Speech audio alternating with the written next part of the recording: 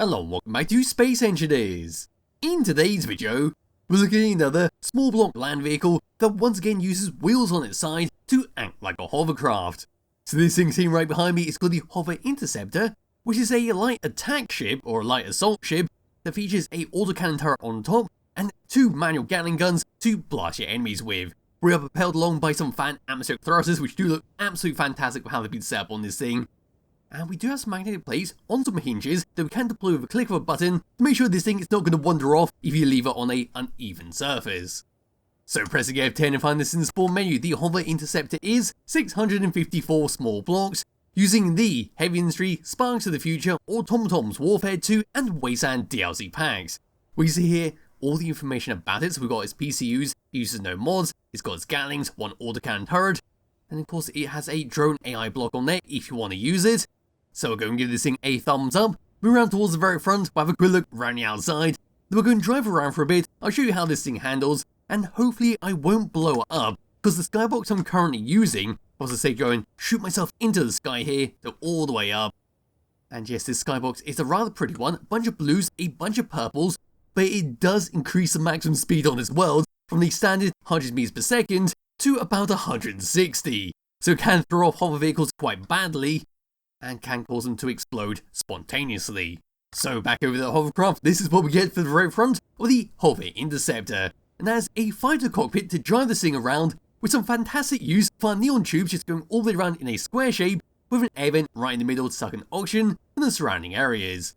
If we get a bit closer, we can see some great use of our camo skin just going around those steel blocks in front of the cockpit, then on the cockpit itself, and just below there we've got some plain greyish white blocks going all the way around the bottom of that section. And then for its skirt, which is hiding up all our wheels on their side, and of course our magnetic plates, then you've got some standard beaten up grey steel blocks, which is the only part that will really take damage if you are driving this recklessly. I have been scooting this around at high speeds at 150 meters per second, and that's the only part of this that generally gets destroyed. So if you're fine with that, you can ride around at high speeds at moderate speeds, and the general bulk of the vehicle, the important part, will not take damage.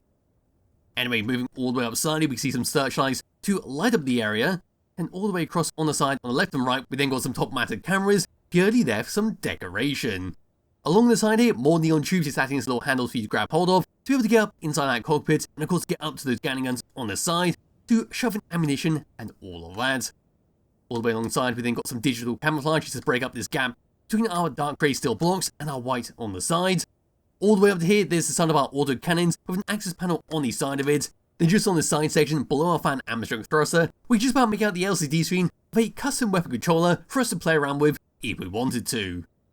And we come all the way up and onto the side of this fan, so that's how it's been housed up. Some fantastic use of our beam launchers covering up the side of that, fantastic use of our armoured panels as well going all the way up the side and along the top there. It's an absolutely incredible way to cover up this fan and to give it a bit of extra protection while also making it look great.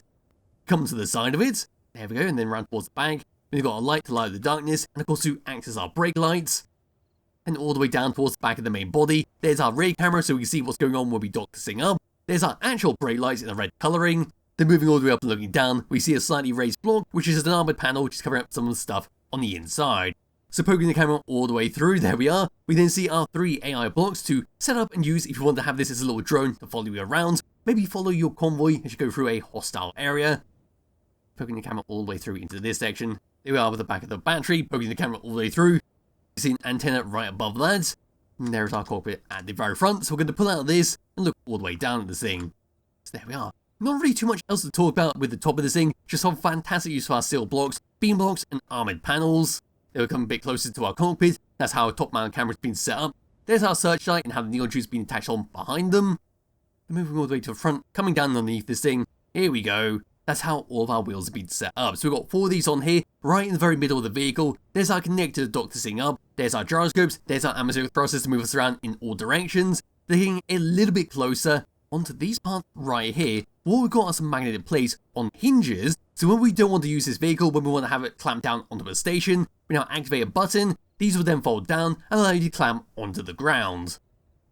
And we're reversing away from there. There we are, we do have an ejector if you want to use that. Or a small connector, not too sure how to actually connect this thing up, but it's there if you want to use it. And yes, as for that, that's that for the outside. And that is a bloody fantastic house all up. I do absolutely love how the large atmospheric thrusters at the back there have been covered up by those beam blocks absolutely fantastic design work with that.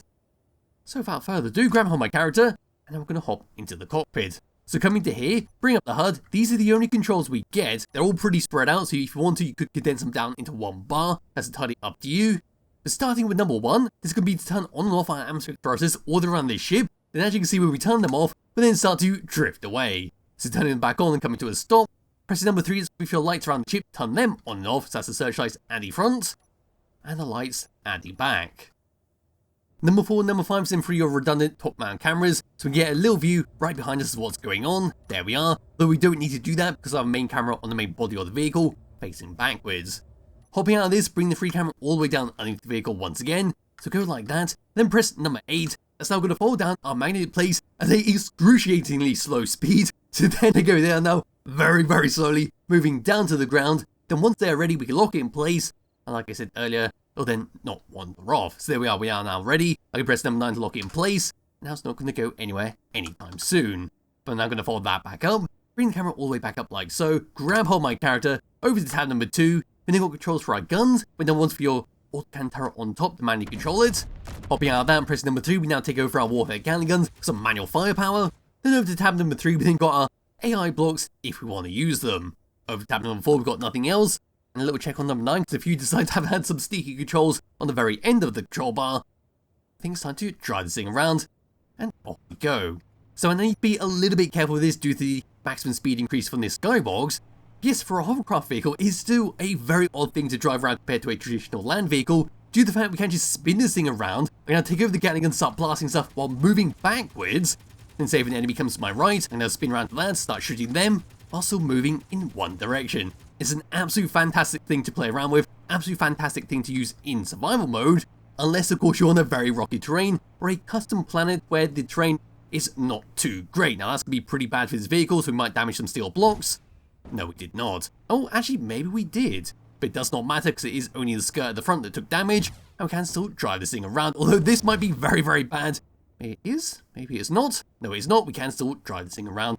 It's all perfectly fine underneath it. So yes, as I was saying, these things are absolutely fantastic for light combat, especially light assault against other ground vehicles. Now, Vanilla Space Engineers does not have any kind of enemy land vehicles, so you'd have to use something like the Modular Systems Encounter mod to spawn stuff in, come and attack your base, which is where this vehicle will do very well. It could also be used as a light response vehicle, so say one of your convoys, one of your friends have then got harassed by a land vehicle from one of the mods, you now scoot across the surface of your planet and go and help them with that.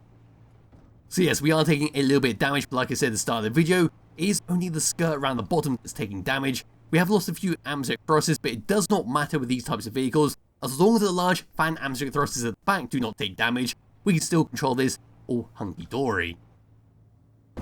So yes, we're now going to come back down to this flat surface, just stopping just a moment, spinning full 360, so there you go, that's the absolute beauty of using these vehicles.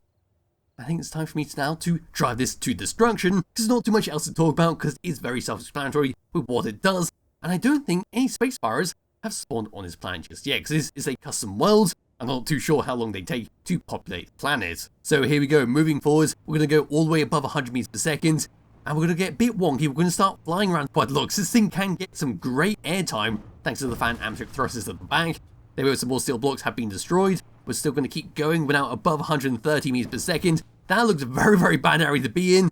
And we're just going to keep flying around it. Going to tilt it back a little bit. Use those fan atmospheric thrusters. Try and land flat. There we go. That looked extremely dodgy from my perspective.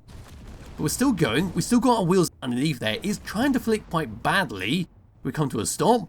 There we are. So like I said, the skirt can be absolutely annihilated. Those small atmospheric thrusters as well can be absolutely destroyed. Is as long as we keep those fan atmospheric thrusters at the back, or at least one of them survives, we still drive this thing around, and everything will be perfectly fine. So here we go, now just drive this thing around, get a little bit of airtime, and we just keep on going like this.